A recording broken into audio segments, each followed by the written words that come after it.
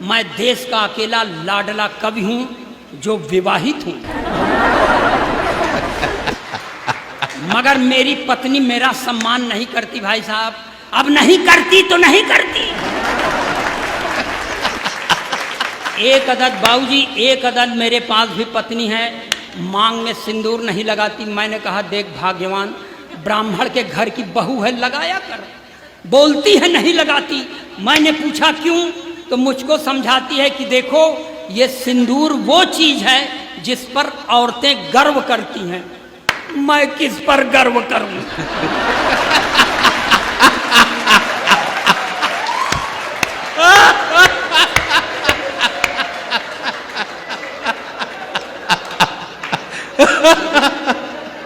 वाह भाई, अखिलेश जिंदाबाद।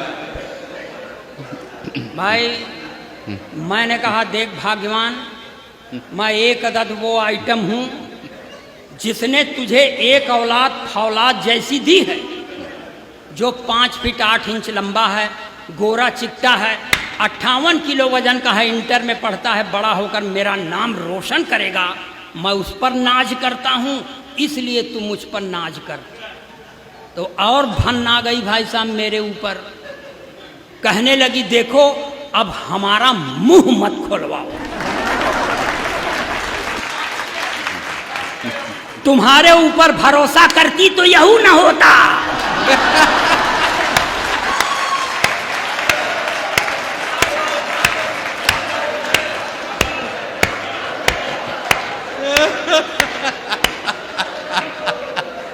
ये ऐसा होता है।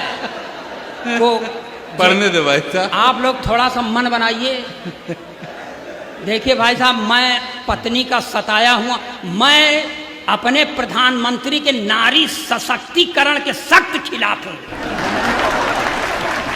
नारी सशक्तिकरण का मतलब पुरुष अशक्तिकरण।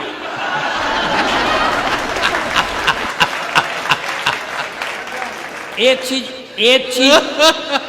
चीज और देखिए, मैं ओरिजिनल पोएट हूं, जो देखता हूं वो लिखता हूं। मैं कोई वीर रस का कवि तो हूं नहीं कि आजादी को पटेल और सुभाष चाहिए, कहां से लाओगे?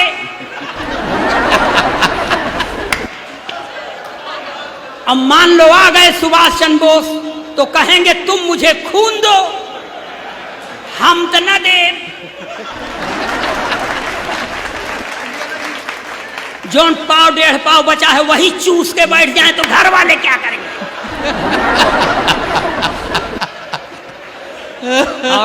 और बताऊं सर, ये श्रृंगार रस के कवियों से भगवान बचाए। अभी श्रृंगार रस का कवि आएगा, कहेगा मैं तेरी जुल्फ के साए में शाम कर लूंगा। साला जुल्फ नहीं, नगर पालिका का गोदाम हो गया है क्या?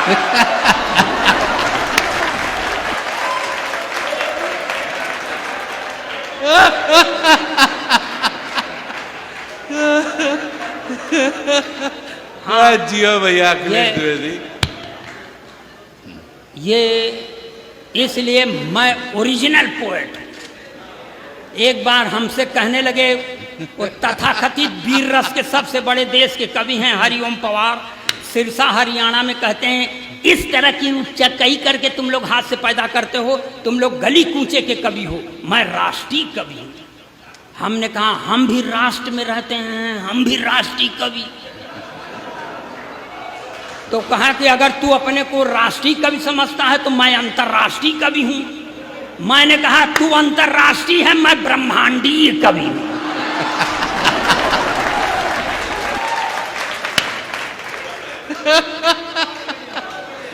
जिंदाबाद अखिलेश। और बता दें सर, मैं आपको सर बता दूं, मैं नारी जाति का जबान से तो सम्मान करता हूं, निष्ठा नहीं रखता। 3-4 महीने पहले सर मेरे एक दोस्त का इंतकाल हो गया।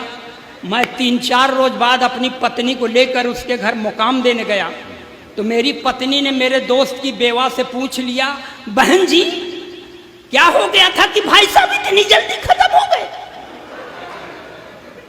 तब मेरे दोस्त की बेवा ने कहा, कुछ नहीं बहन जी, सुबेरे उठे थे, एक कप चाय पिए थे, बाथरूम चले गए, जब बाथरूम से लौट के आए तो मुंह से खून फेंक कर मर गए। लगता है चाय की पत्ती में जहर था। इतना सुनने के बाद मेरी औरत ने मुझे घूर कर देखा और उसकी ओर मुखातिब होकर कहा, वही 2-4 चम्मच चाय की पत्ती दे दे।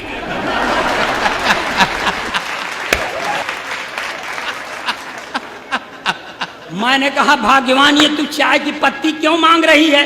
उसने कहा, चुप रहो, ये महिलाओं के बीच का मामला है, आज इनके ऊपर विपत्ति पड़ी है, मैं आई हूं कल।